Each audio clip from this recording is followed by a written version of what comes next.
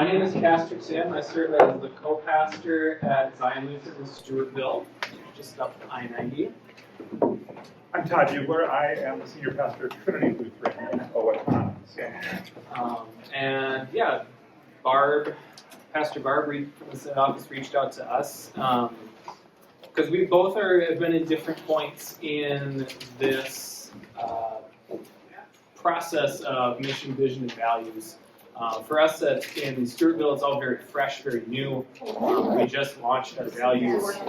And for Todd over at Trinity, this is a cycle that he's been doing for a little while. Yeah, we've gone through this rhythm a few different times. COVID kind of disrupted it. But we're actually in the midst of doing a process right now, even as we speak, of going through and discerning strategic planning, which is based on mission, vision, goals, and all those kinds of things. And I think what we think the root of this process is that God calls congregations, not just people. It's something I've been thinking about over the last year is that not every congregation is called to the same ministry. I think about us as a synod and all of our different congregations.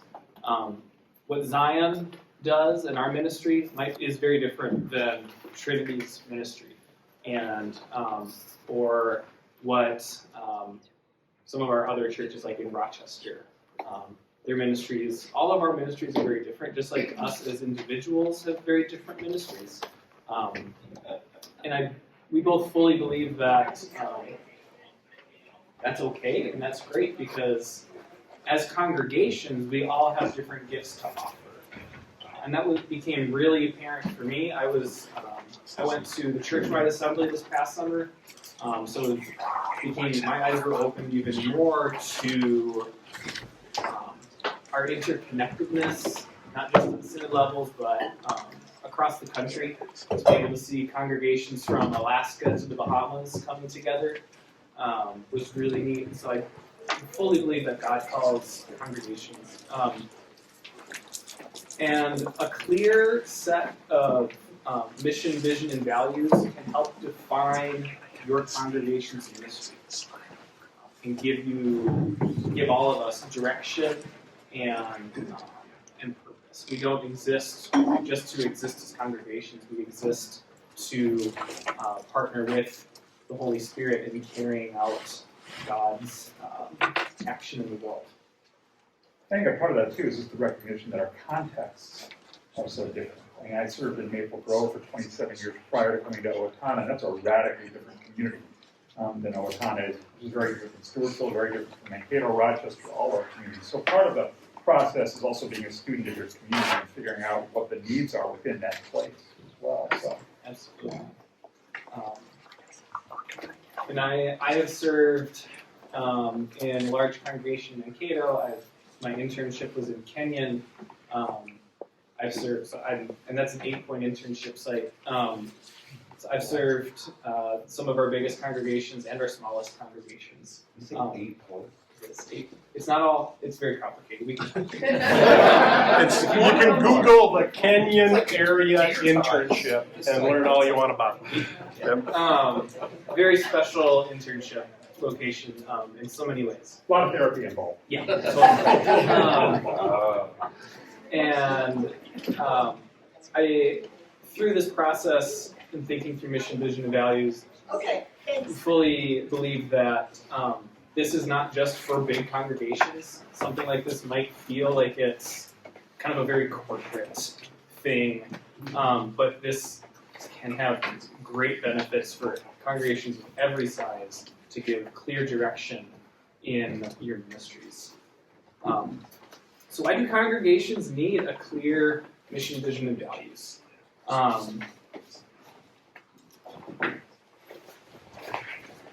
We already said it creates direction. It allows for a congregation to be adaptable to the times. It helps offer congregations frameworks to meet community needs. It's all about responding contextually to our communities around us. And it allows us to say yes and no. For example, if it allows us to ask if a parishioner came to us with an idea, like, hey, I think this church should do this. It allows us a very clear framework to ask the question, does this align with our mission, vision, values? Yes or no? And if the answer is no, it can help us respond with, well, how can we get this idea to align with our mission, vision, values? Because as a pastor, there's very few things, if someone comes to me that what they want to start, that I'm going to say no to, because God calls people. But is this going to be what our community is going to be about? Does this align with our mission, vision, values?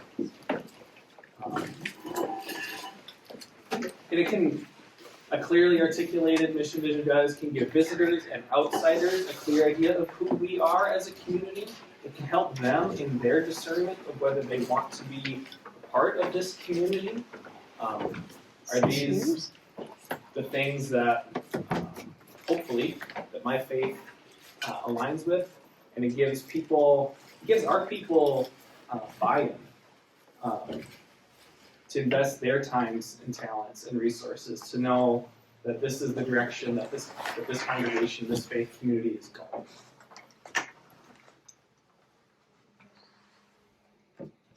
Anything else you wanted to add there? No. Okay.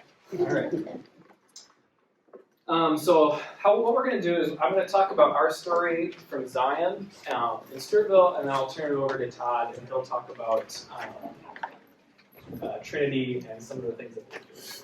So at Zion, we discerned our church, our structure is very familiar. Church council discerned that they didn't have the capacity to do long-range planning. A very humble thing for them to discern. And through a process that, if you want to learn a little bit more, you can talk to me afterwards. But we decided to form a separate entity from the council called our Vision Board to do that long-range planning. And it was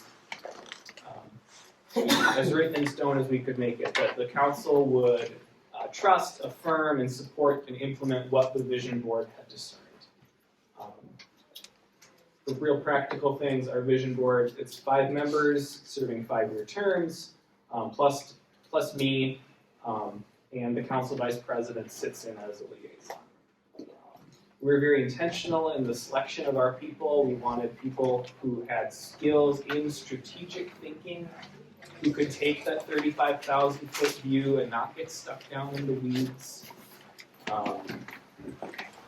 And we wanted them to be spiritually mature and very active in the life of the congregation, and also very diverse in ages and to represent the broad spectrum of the congregation.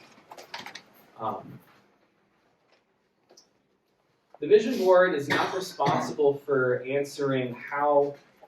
That's the council's job. And the various teams and committees. The Vision Board is not focused on implementation for us. The Vision Board literally only asks 2 questions. God, who do you want us to be? What do you want us to do? And I can proudly say, after 3 years, we have answered the first question. Mostly because we were building this as we flew the plane. Had I known more about this process when I started, maybe I think it would have taken less time. But those are the 2 questions that they ask. And even just with those 2 tasks, it is still kind of difficult to not get bogged down in, well, how are we going to do that? We do have to be very intentional about pulling back and say that's actually not our job. So the early process in our struggles is that it took a little bit longer than we anticipated. We started, though, actually it was very poignant that the bishop was talking about our baptismal promises this morning, because that's where we started. We were wondering, we have these baptismal promises. We say them all the time. Why aren't they more central to our communal life? Are we being intentional in living them out? And for the first year or so, it was mostly just a lot of casual listening, observing, prayer, scripture discussion, but we didn't have a very clear direction. And then truly one day I was just kind of Googling ahead of time of a vision board meeting, and I came across mission, vision, values, and the fourth step, goals.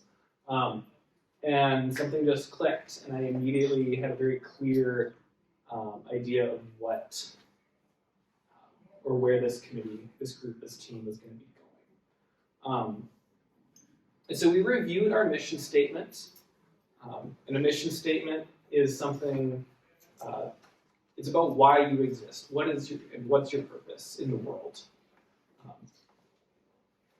And Zion, fortunately, had recently already examined their mission statement pre-COVID, and so we thought it was relevant enough. Invite, nurture, serve, send, so that all may know Jesus Christ. So we decided not to really put any more energy into that than we needed. Right. So we moved pretty quickly on to vision statement. And a vision statement is something that is always aspirational, always who you aspire to be. Often, or what I've read is sometimes the best advice is something you'll never actually achieve. If you do achieve it, you need to write a new one.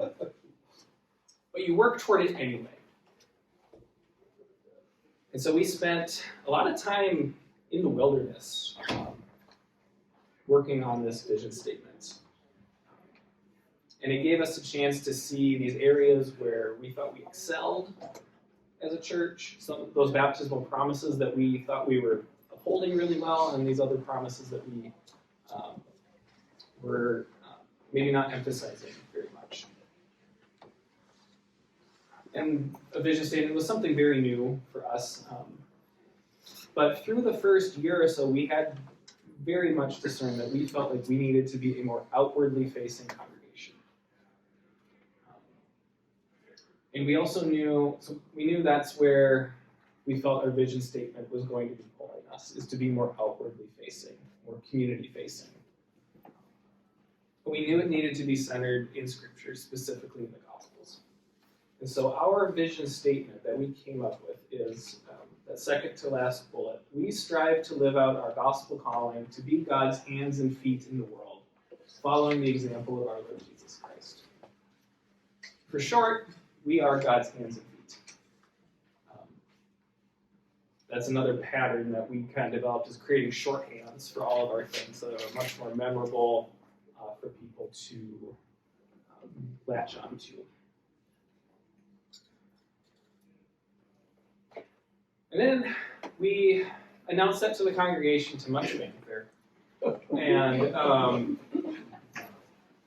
moved into this process of values. And this process, values define who you are as a congregation, who you are as a community. And for us, we looked at other congregations around Rochester, around the Synod, who had posted their values and things on their websites. To see what we liked, what we didn't like, how we wanted to approach our values. And so the guidelines we set for ourselves were, one, first and foremost, they needed to be rooted in Scripture. I think that should be a given, but sometimes it's not. We wanted them to be shorter in length, so they're easier to remember. We wanted to avoid Christianese, or insider language around things, so that it's easier for people outside to understand what our values are. And this is something we actually borrowed from Christ the King in Mankato. We wanted to start everyone with the phrase, "We are a church." Because that is really important to who we are. We're not just another social organization. We are a church. And we knew we wanted to have both inward and outward facing values.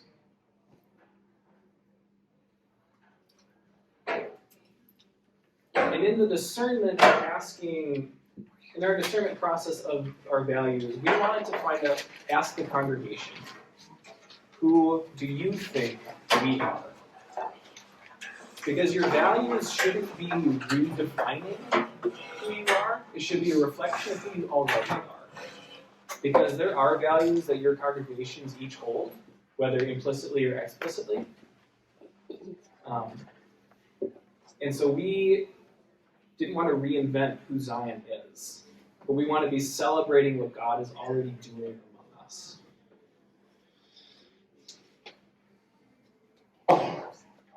So we wanted to hear from our people, and what we did is we took a whole 3 months, all fall, in 2024.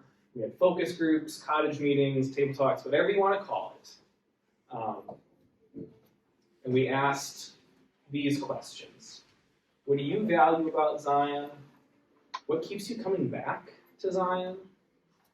What values do you want to see emphasized here? What are your God-sized dreams for Zion? What areas or opportunities are we missing out on? And what values in Jesus' teaching most stand out to you? And so we took 3 months to do this. We had a goal of, officially by the books, our membership is 1,300. We average between 2 services, I'll say 200 to 225 on a Sunday. So we had a goal of 15% participation, so around 170 people. Did not meet that goal.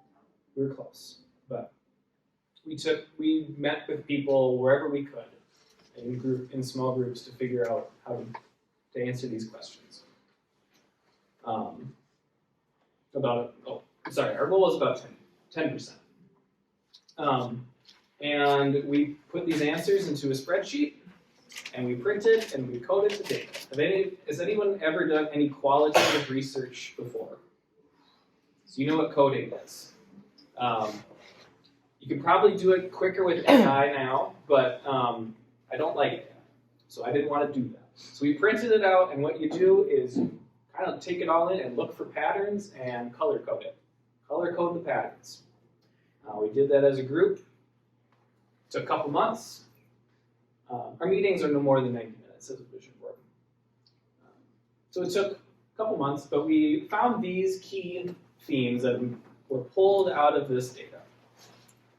Inclusion and welcome, worship, faith basics, education, relationships, service, and our Lutheranness. These became the core of how we wrote our value statements. And I don't have them off the top of my head, but if you compared the 5 baptismal promises to these 7 key themes, they all show up, which was pretty cool. So these are the values that we discerned and the scriptures we attached to them. We are a church where all are welcome, loved, and accepted. We are a church united in Jesus Christ, who brings us together through the word and sacraments of baptism and Holy Communion. This is the most churchy one, but it kind of had to be. Because we are word and sacrament people, we're not going to shy away from being word and sacrament people. We are a church rooted in God's grace and seek to share that grace with each other and our neighbors. We are a church committed to spiritual growth and lifelong learning for all ages. We are a church family growing together through community, connection, and support. We are a church called to care for our neighbors through acts of love, justice, and service. And we are a church deeply rooted in our Lutheran heritage and are always being made new through the Holy Spirit.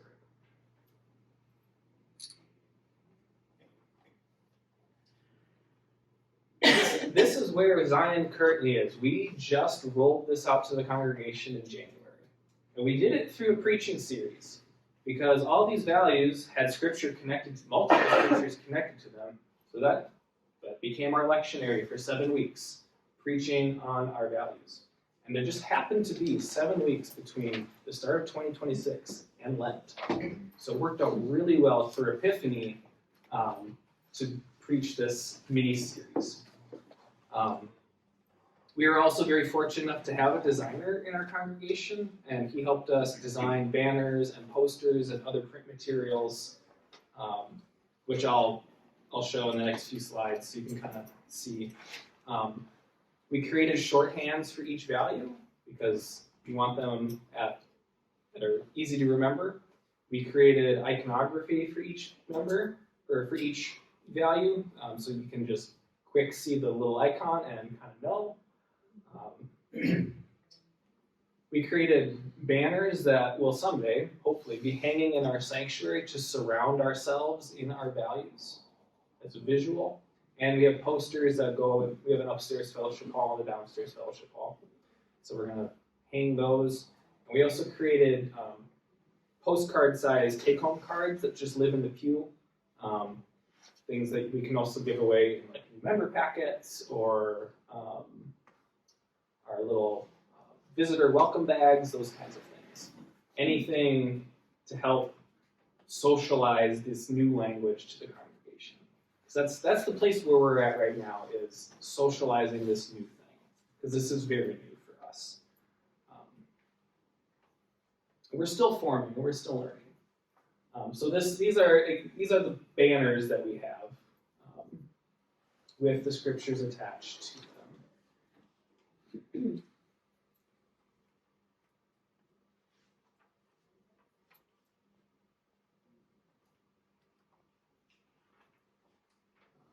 And then the posters are a little more, they're smaller, a little more involved, and they have the whole scripture and the whole value statement attached to the posters.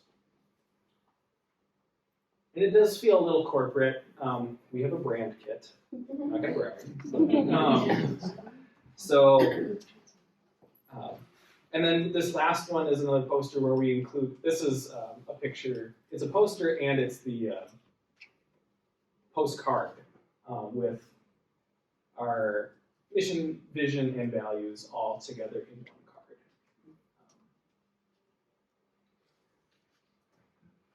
And so the next step for us is figuring out goals. That's where we're at. But this is always meant to be an iterative process. This is something you're supposed to come back to again and again. Because we're never done being formed. Just as people were never done being formed, as congregations were never done being formed.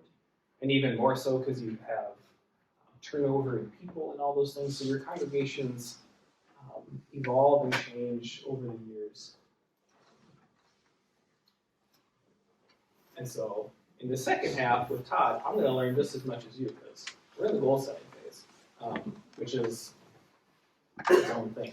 But are there any I just want to open up, are there any questions real quick about our story and our process? Yeah. What prompted you to start the process? Good question. I will say a nudging from the Holy Spirit that this would be a good thing, and I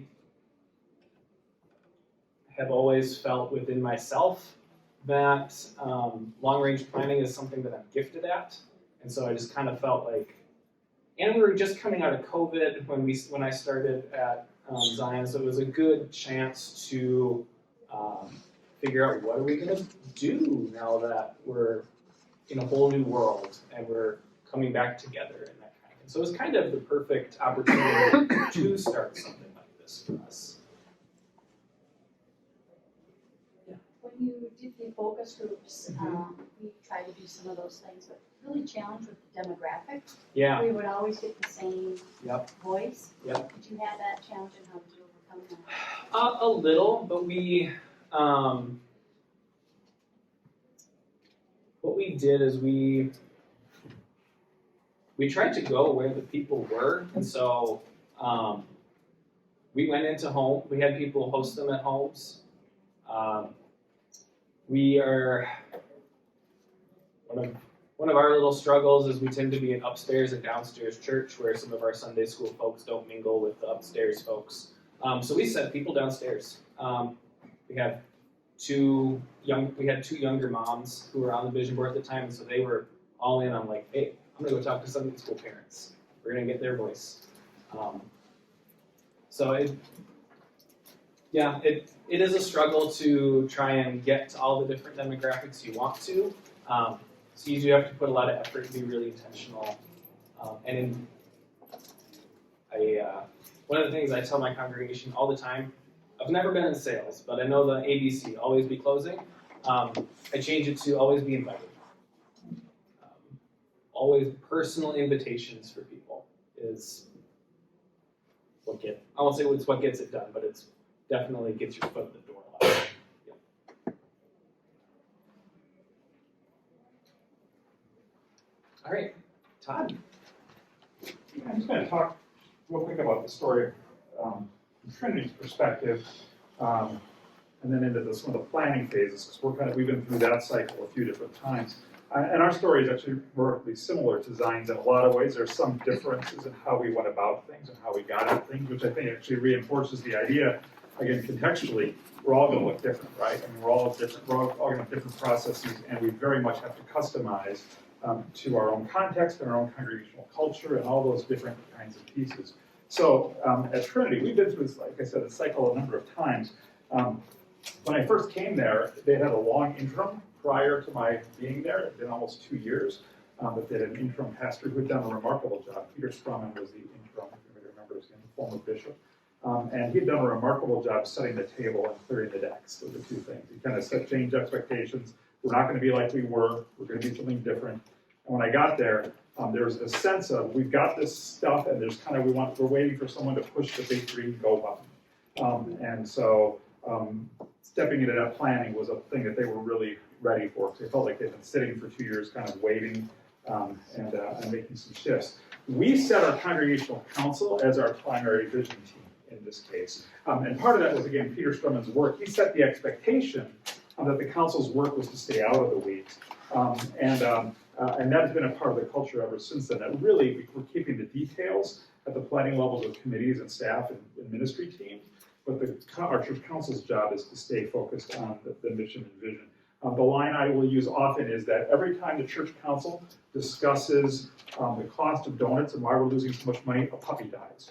That's not our work. That should not be our work. That should not be the thing that the church council is delving into, but rather is looking at the bigger pieces. So they set the agenda, the timeline, and determined kind of our process. We actually chose to use a tool called the CAT survey, the Congregational Assessment Tool. It is put up by an organization called Holy Cow Consulting, based in Chicago. There are multiple tools that congregations can choose from. The downside is there's a cost to it. The upside is you really have an outside perspective coming in. And so that was really helpful for us. This was also in the early days of online communications. Really when that was becoming kind of a part of the process, or standardized through because of COVID and all the different kinds of things. So they were able to lower the cost because they didn't have to fly somebody out to visit us, that kind of piece. Holy Cow Consulting was also then the most economical of the choices that we had in front of us and gave us the data that we were looking at. I'll talk more about that in just a second.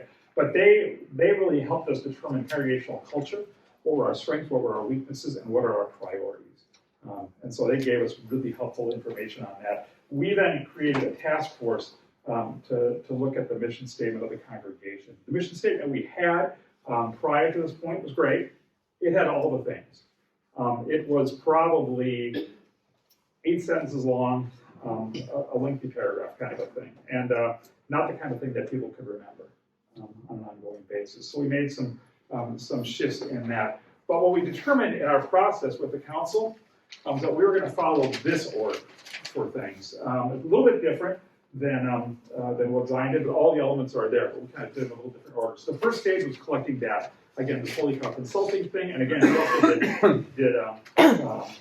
we called them, I don't know what we called them. We did little cottage meetings. I think we called them cottage meetings. Nobody has a cottage, but we call them cottage meetings, where people gathered and talked and reflected and gave us qualitative information as well. Then we went after our values. We drew that out of the data, and then from the values, we drew our mission from there. Again, just a little difference in order. Neither one is right, neither one is wrong, just how we kind of went at it. From mission, we went to vision, and from vision, we went to plans. So that was the order that we kind of took at. As we looked at congregational health, we got a really thick report from Holy Cow Consulting. It would be great if you ever need to go to sleep at night just to read that thing. It'll spit you right out.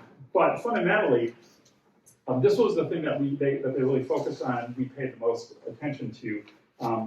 They ranked congregational culture, and it's hard to read this, I know, but it's basically high energy, low energy, the energy level of the congregation, the kind of energy we have, what we're ready for the next thing, and then low satisfaction, high satisfaction, meaning how do people feel about where we're at in the life of the congregation. And this is all to determine the readiness to step into next steps. So in Trinity, we actually did this survey twice. We did it 2 different times, a couple of years apart. The first time we were sitting right around here. The second time we were here. They said that was actually growth in the direction leading us toward being ready for taking on more mission. So they said that we're in a high energy, a high satisfaction phase. That's just where we were at that time. If we had been down here, they said, you got work to do before you take on a strategic plan. You got things to do to fix in the culture. You need to do some things with how the congregation feels about the work that we're doing. But we got to this. They said you're here, so you're kind of ready for whatever that next stage is. And then it went after, in that same survey, priorities. And it actually outlined probably about 12 things that, in order of importance to the congregation, that the congregation felt were important to us. And we focused on the 3. And again, these would be unique to Trinity, different congregations that have different ones, and they're all great. They're all important. None of them were wrong, but these were the 3 that ranked high at Trinity. Developing ministries that work towards healing those broken by life circumstances. Second one was develop and implement a comprehensive strategy to reach new people and incorporate them in the life of the church. And the third one was expanding outreach ministries that provide direct services for those living on the margins of society. Those were the 3 highest priorities that came up at Trinity, the data that came out of the CAT survey. And so it was really helpful for us to kind of know what these three things were, and then to shape our goal setting around those pieces. But first they said we have to attack values. That was where we went to next. And so what are the things that kind of undergird these? Where does this come from? What is it can we name that are important to us? So our values that came out of this and came out of that survey, again, Trinity is a congregation of biblical depth. That's what we want to be. That's important to us. Of gracious hospitality, that we're welcoming people always. Of deep relationships, that our people feel connected. One of the things that came out was we had concentric circles of people. I'm sure no other church ever experiences this, where we had a group in the middle who felt really tight and assumed that everybody else did too. And then there's a second circle, who are looking at the inside circle saying, but we're not like them. And another circle outside, and then another circle outside that. That was part of our culture. This helped us identify that and gave us some things to work on. So deep relationships crossing those circles. A congregation that serves our neighbors, a congregation that develops leaders, a congregation that shares God's love, a congregation that cares for each other in times of need, times of grief, crisis, whatever it might be, and a congregation that is generous. So those are the 8 values that came out of Trinity's piece. And we also have a large banner that has all 8 of those things listed on it, and it sits in one of the spots in the congregation, and occasionally it gets moved and turned against the wall, and we have to move it back. But those are the values that came out of the data that we collected as we move forward. From here, then, we said, okay, so we've got what the needs are, or the priorities. We got the values. What's our mission? What's our job? Should it be this 8-sentence thing that we have as a mission statement, or should it be something different? And so this team was created to work on this. All this work happened in what we call short-term teams. So a team was put together. We said, we're going to give you guys 6 months to work on this. It actually took probably 8. And over the 6 months, we want you to wrestle with these things. So they looked through all the data, all the information, all the things. And over the course of time, we created a new mission statement for the congregation. Through Jesus' love, we welcome, connect, learn, and serve. That's what we do. That's what Trinity is about. That's our primary mission in the life of the congregation. And again, much like Zion, we intentionally chose non-churchy language in terms of doing this. The original version had, through Jesus' love, I can't remember what it was, we evangelize, we build, relationship, we did, and I'm like, yeah, nobody knows what these things mean. And so we simplified it and took it down to language that people use on a daily basis. Through Jesus' love, we welcome, connect, learn, and serve. And this shows up again on Sunday bulletin every week, in our newsletter. It's on some banners as well. We actually also turned this into our Sunday at the end of worship every single week. So in worship, go in peace through Jesus' love, and the congregation's response is, we welcome, connect, learn, and serve. Thanks be to God. And they walk out the door.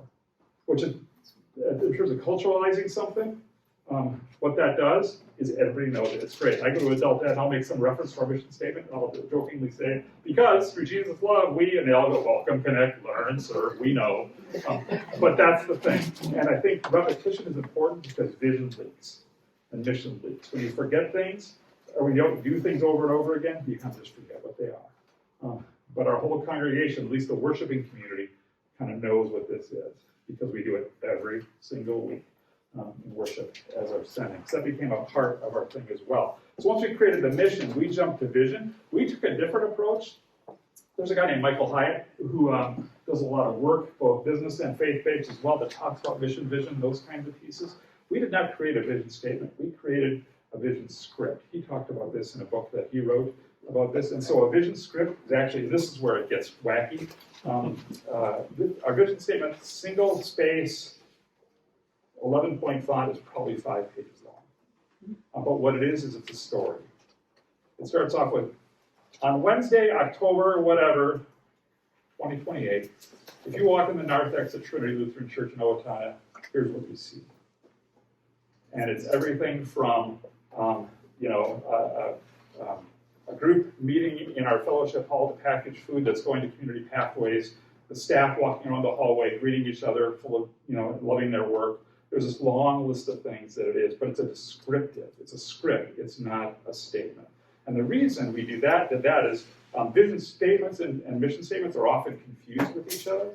And so we wanted something remarkably different, and we wanted something that really created a photograph of what a day in the life of this church in the future is going to look like. And then we did that, and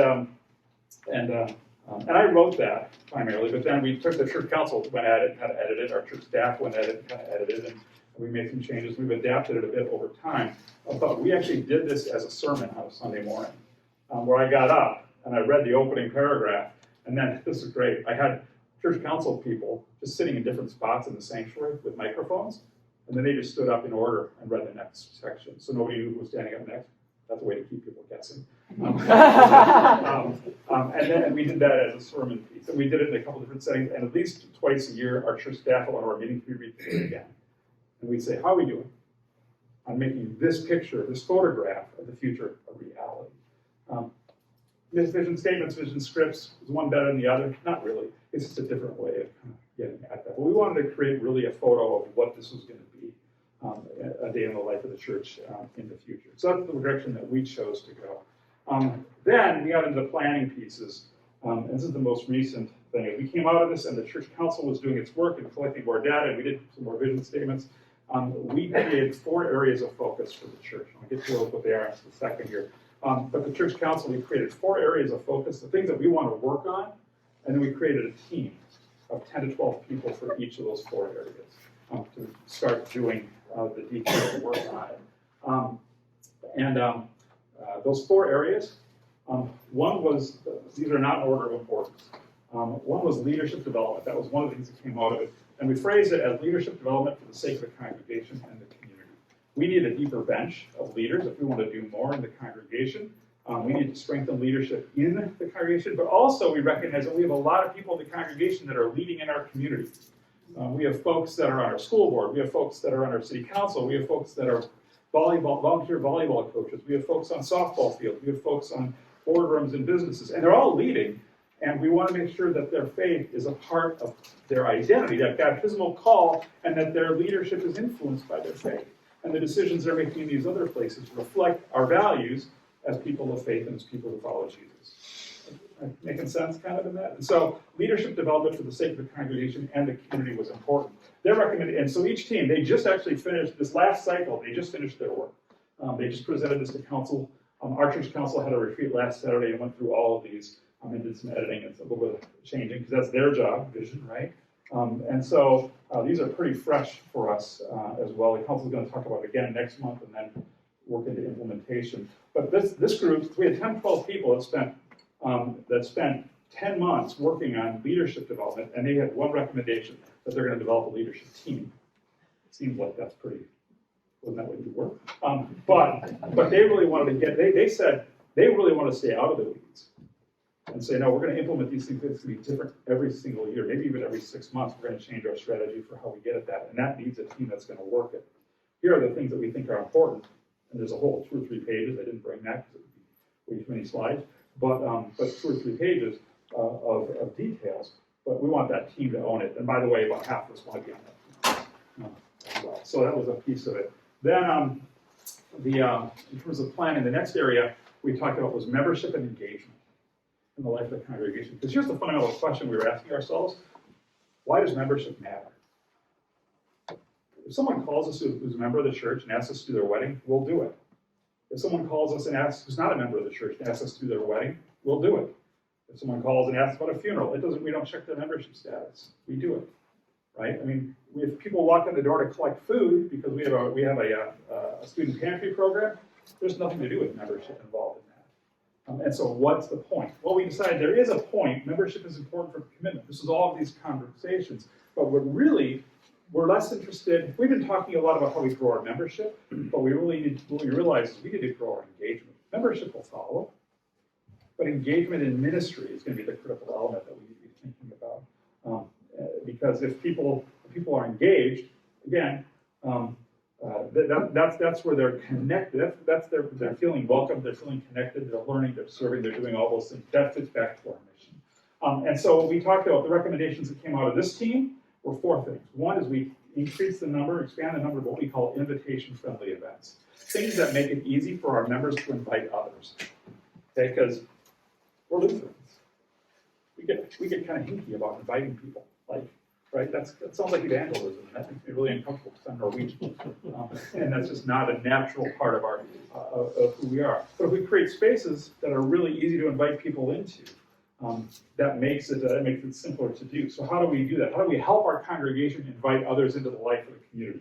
How do we establish a volunteer engagement team, really connecting people with opportunities to serve? Can we enhance our new member process? And to change, we felt like we do okay, but not great, in how we onboard people when they become a part of the congregation, how we make them feel like they're a part of the community. We need to fix that. We need to improve that. We're fair, but not great. And then we need to enhance the way our communications and our storytelling.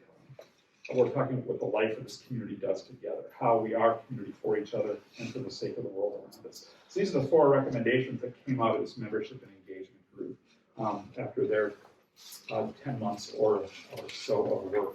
And then another one was partnership, how we partner with the greater community. There's a lot of stuff happening in Owatonna right now that's really interesting and positive. It has some potential, and we want to make sure that we are connected with those things. We're a part of, we formed a separate 501c3 nonprofit that bought the old Mayo Clinic building in Owatonna and are renovating it right now. The first half is done, and we've invited, not the church, this community nonprofit that we were part of helping form, but not by ourselves, but other people involved in that. But like the community service agencies in Owatonna that care for those on the margins are officing there now. And attached to that, the second part that we're building out right now is a 22-room shelter for families. That's going to be there. It'll open in August or September. We've got the $4 million project. We've got $1 million left to raise. So I will be taking an offering.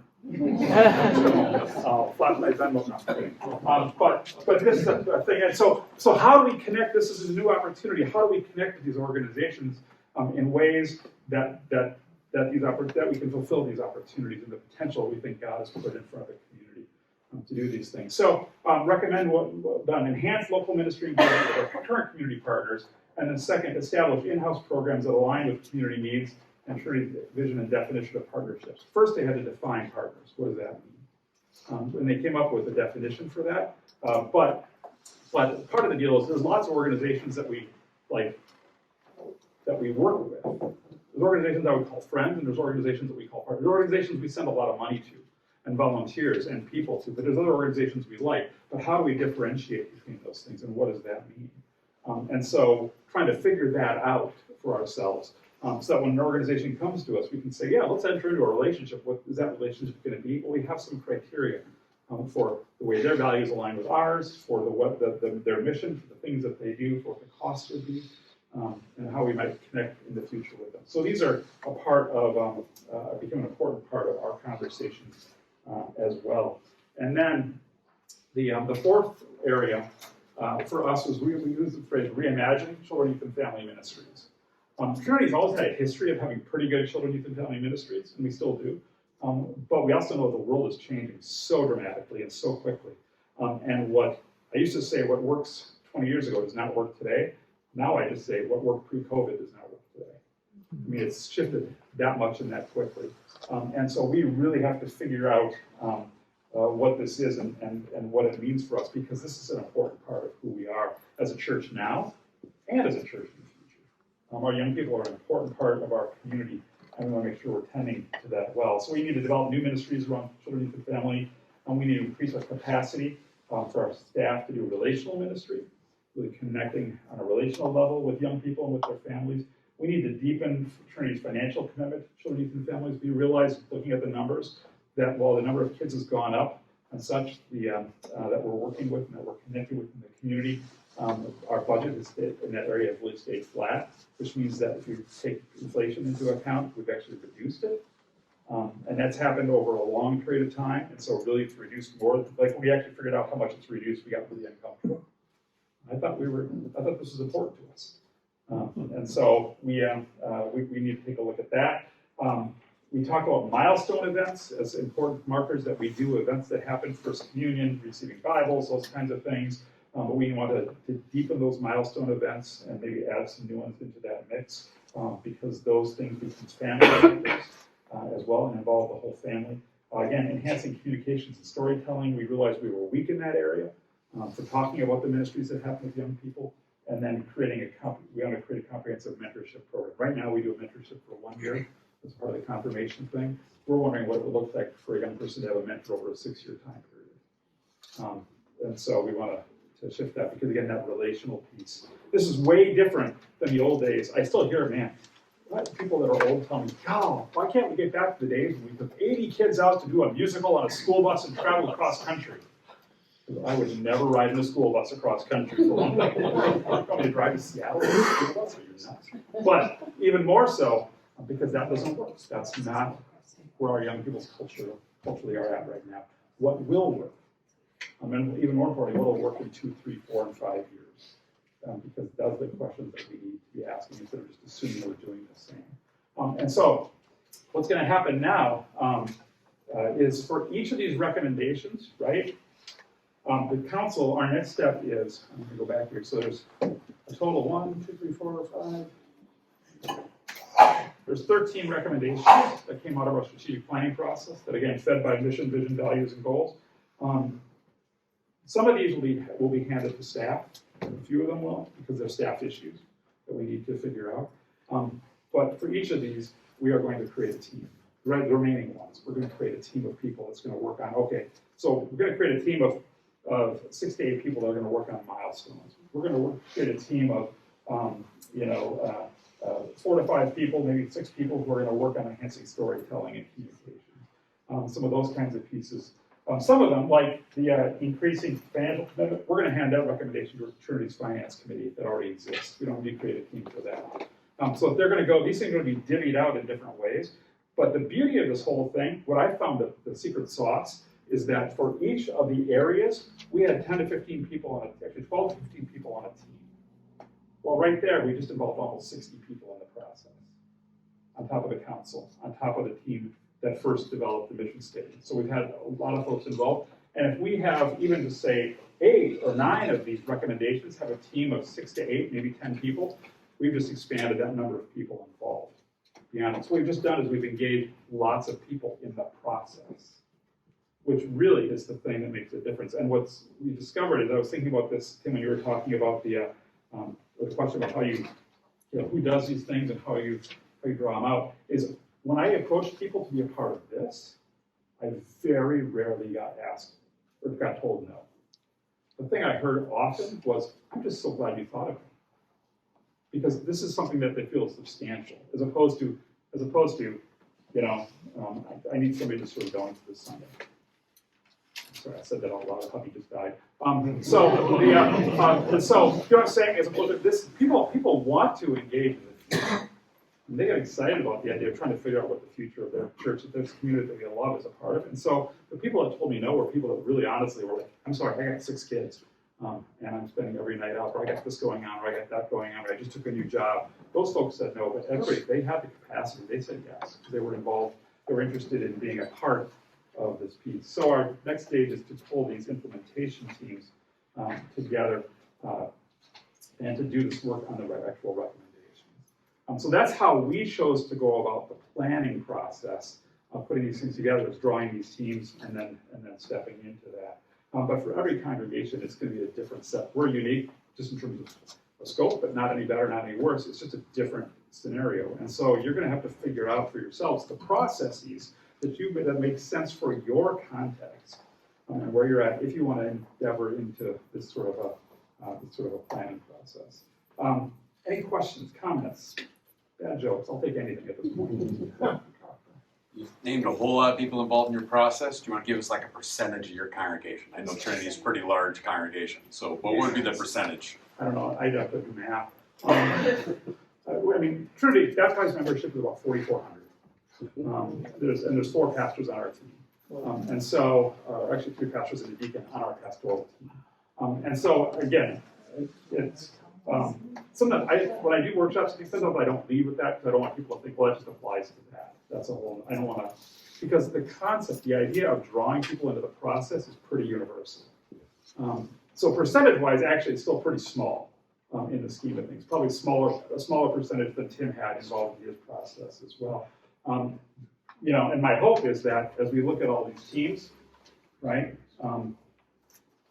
that we're able to draw just a large number of folks. The other thing I really want is a diverse group of folks. Like, we better have young people involved in, not in the youth ministry one, but in all of these. If we're going to take this seriously, we need to have young people involved in these 3 as well.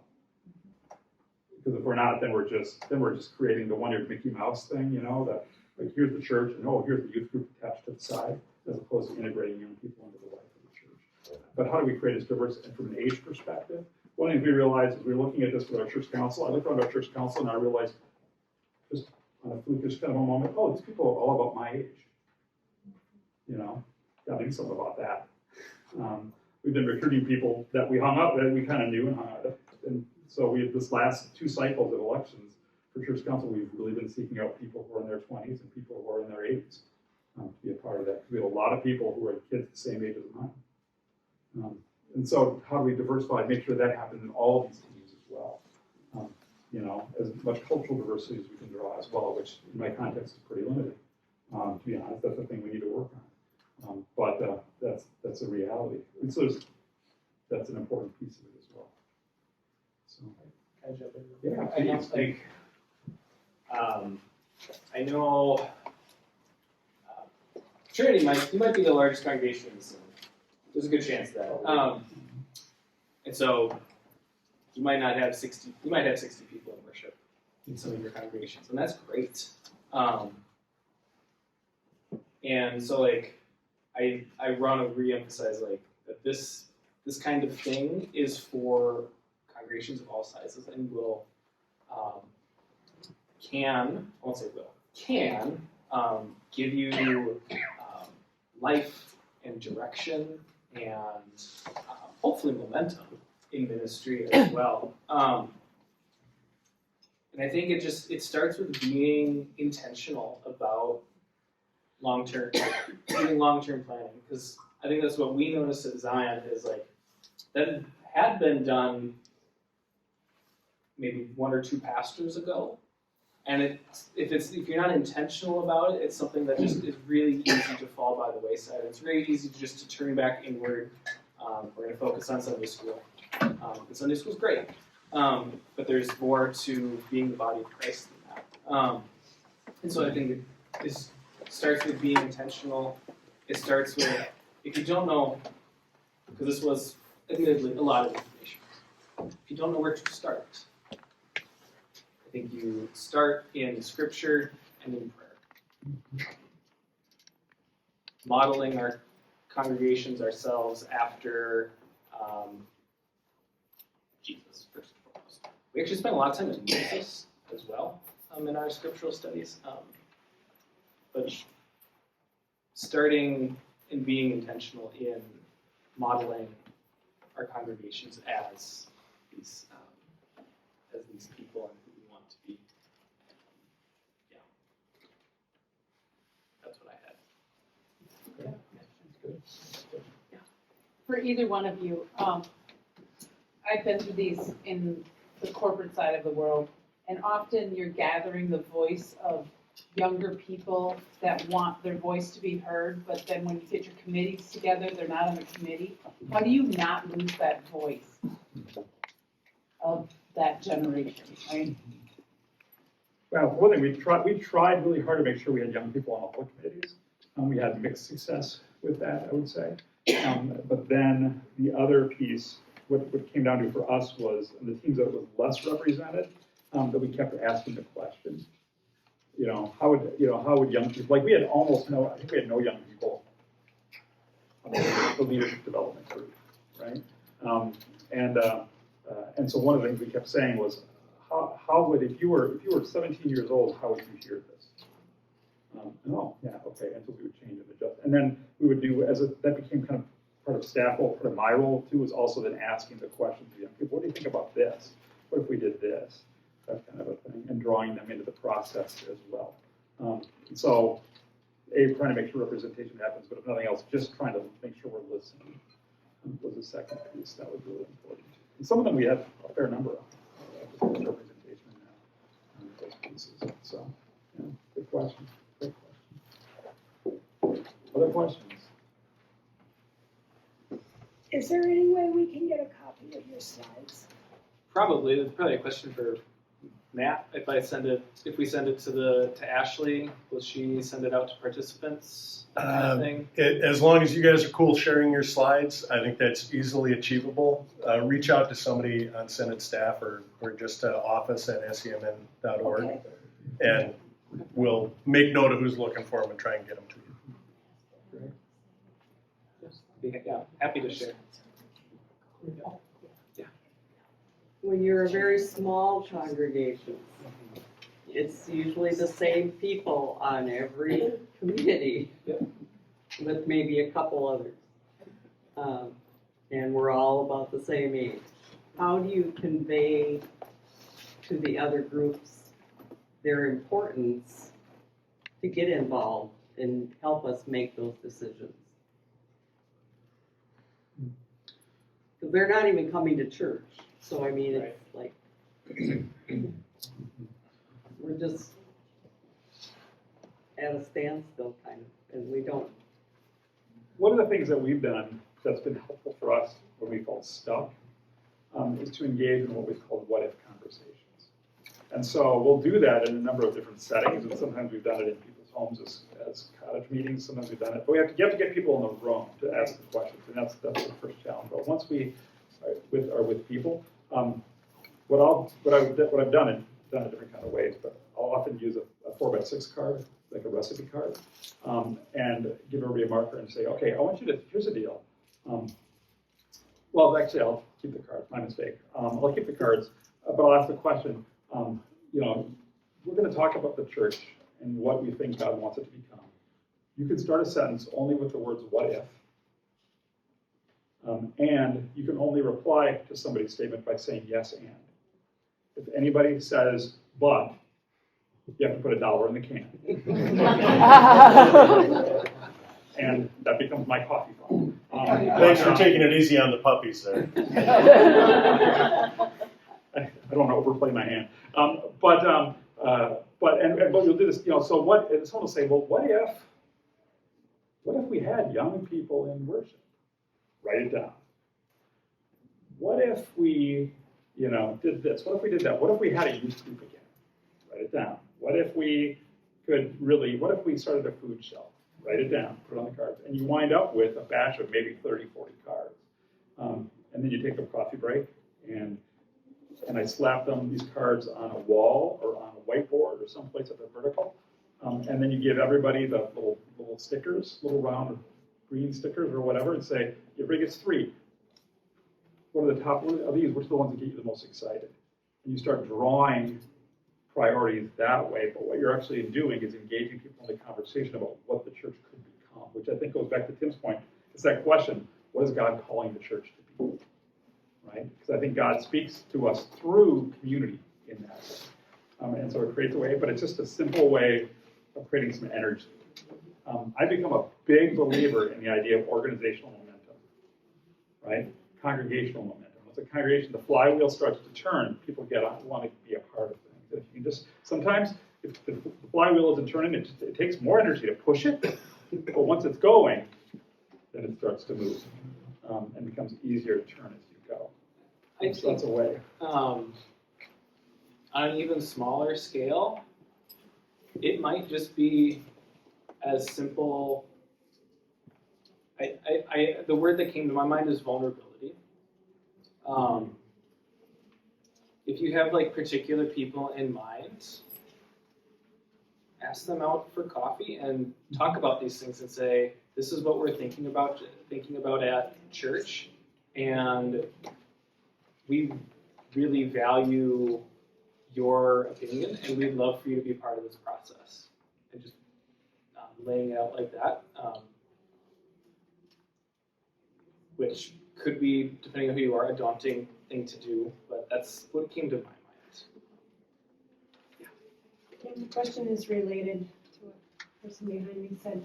We're a very, very small congregation, and I was thinking when you showed the grid of energy and satisfaction, if we would turn out to be, we recognize that we are low energy and low satisfaction.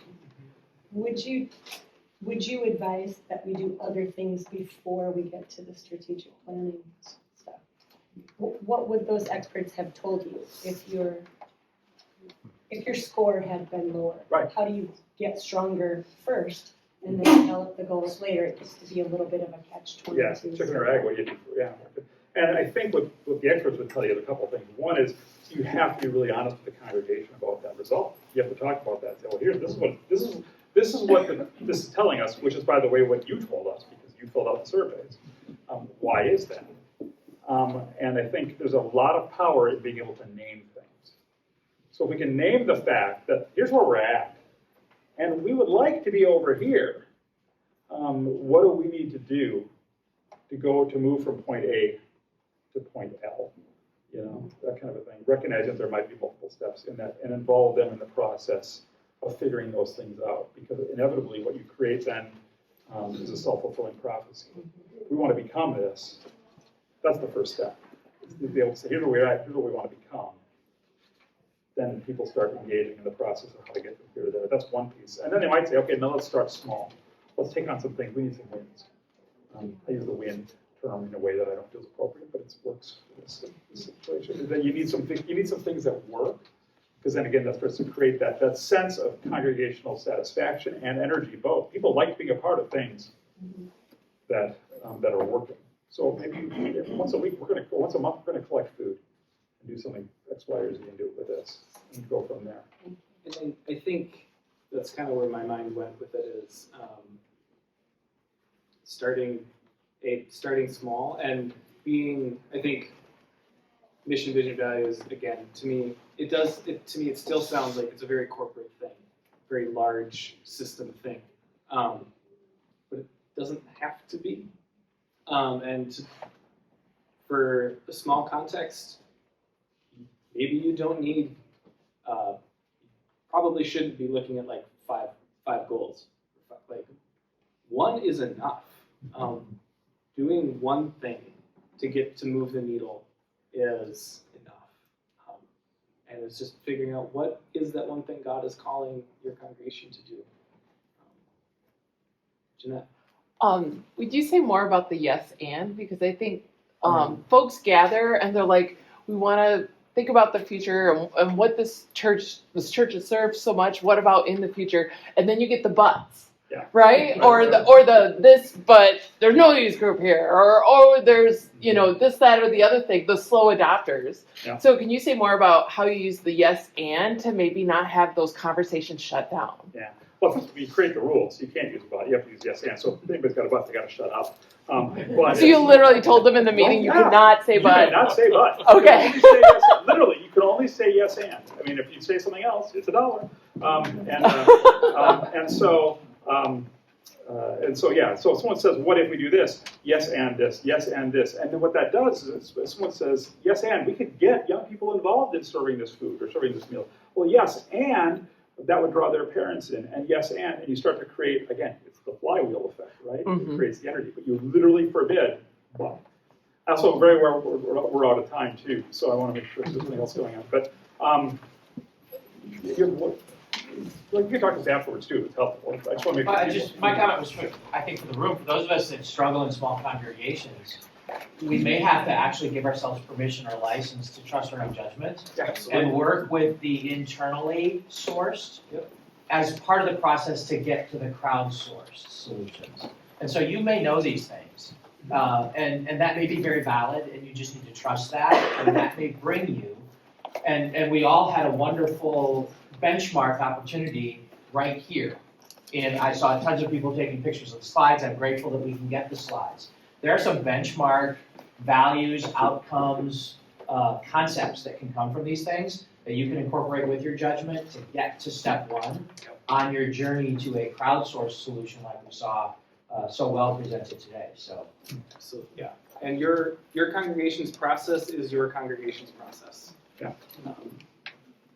There's what we've gone through has been working for us, and we hope that there's some nuggets that'll work for you too.